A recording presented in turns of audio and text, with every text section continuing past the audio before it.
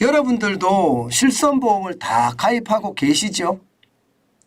그런데 실손보험 청구 안 하는 경우도 많으시죠? 아마 그럴 겁니다. 실제로 말입니다. 3년 평균이에요. 3년 평균 실손보험금 미청구액이 2,760억 원이에요. 그러면 1년에 평균으로 따졌을 때 2,760억 원을 청구 안 한다는 이야기가 되는 건가요? 그러면 2,760억 원을 누가 이거 지금 떼먹는 거죠? 실손보험을 가입하는 보험사가 다 떼먹는 건가요? 저는 그렇게 보여요. 네, 저는 그렇게 보입니다. 근데 이게 떼먹는 게 점점 커집니다. 점점 커져요. 2021년에는 2,559억 원, 그리고 2022년에는 2,519억 원인데 올해는 추정액이 3,211억 원입니다. 그래서 3년 평균이 2,760억 원이 되는 거예요.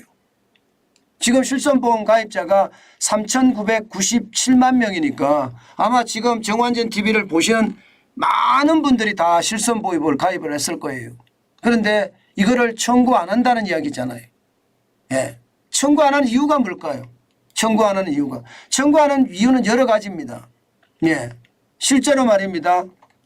이게 적은 진로 금액. 그러니까 병원비가 적게 나왔습니다. 그러면 가서 서류 떼는 비용이 더 들어요. 서류 떼는 비용. 그러니까 서류를 안 떼는 거예요. 서류를 아무리 적어도 4장은 떼야 되거든요. 4장이요. 4장은 떼야 됩니다. 근데 4장을 떼러 가는 교통비, 수고비, 여기에다가 서류 떼는 비용 이렇게 생각하니까 이게 뭐 배보다 배꼽이 큰 그런 결과가 생기는 거죠. 그래서 안 하는 겁니다. 51.3%가 그래서 청구를 안 하는 겁니다. 여기다가 말입니다. 요즘 먹고 살기 바쁘잖아요. 저만 하더라도 저도 실손보험 탈 게 있거든요. 뭐 제가 타는 게 아니라 저는 부모님을 다 실손보험을 제가 들여드리고 제가 내드리거든요. 그런데 이게 병원이 이게 한 곳에 집중돼 있으면 좋은데 뭐 아버지 부모님이 아픈 게 여기 한 곳만 아프신 것이 아니잖아요. 여러 곳이 아프고 다치기도 하잖아요. 그러면 다 떼야 돼요. 뗄 수가 없어요. 네, 고향 가서 떼야 되고요. 아니면 뭐 저 천호동에서 한번 가셨으니까 천호동에 입원하신 적도 한번 있거든요. 이게 손이 찢어져서 한번 입원하신 적이 가서 떼와야 되는데 갈 시간이 없어요. 갈 시간이.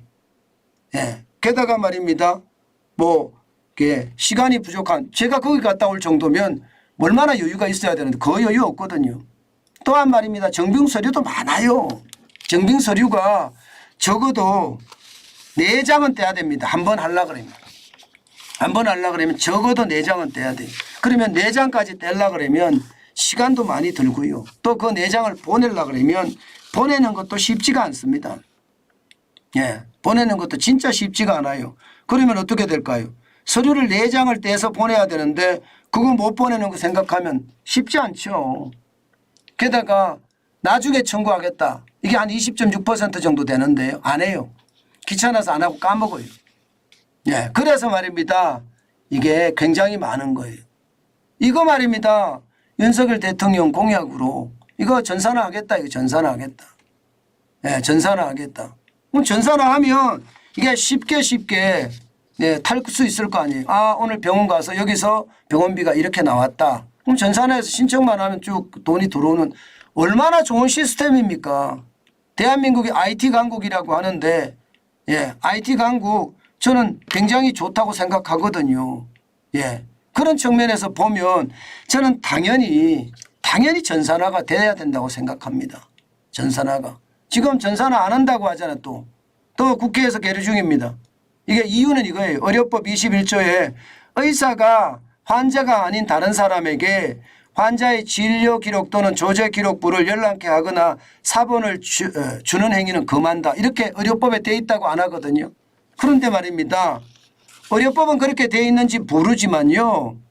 예, 거기에 또 상위법도 있어요. 다른 법도 있습니다.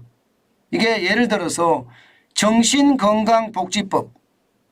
예, 의료법 21조가 있지만 정신건강복지법은요. 보호자 의무자의 열람과 사법 발급이 가능하다고 규정하고 있고요. 예. 또한 말입니다. 보건복지부에 다른 규정들도 있습니다. 진료교력 열람 및 사법 발급 업무 지침에 보건복지부 지침이거든요. 여기에서도 명시적으로 의료법 21조 적용을 배제하는 경우를 해놨습니다. 그러면 해도 상관없다는 뜻이에요. 그러면 전산화를 시켜서 모든 사람들에게 편안하게 내 돈 냈으니까 보험금이라는 게 내 돈 내산이잖아. 내가 낸 거 내가 돌려받지도 못한다는 건 이거는 저는 말이 안 된다고 생각하거든요. 그래서 윤석열 대통령이 실제 공약으로 한 거고요. 저는 이거 돼야 된다고 생각합니다. 그리고 기왕 되면요. 과거 거까지 다 추심이 돼야 된다고 생각해요. 과거 거도 말입니다. 그냥 정산으로 편안하게 그렇게 될 수 있는 그런 상황이 돼야 된다고 봅니다.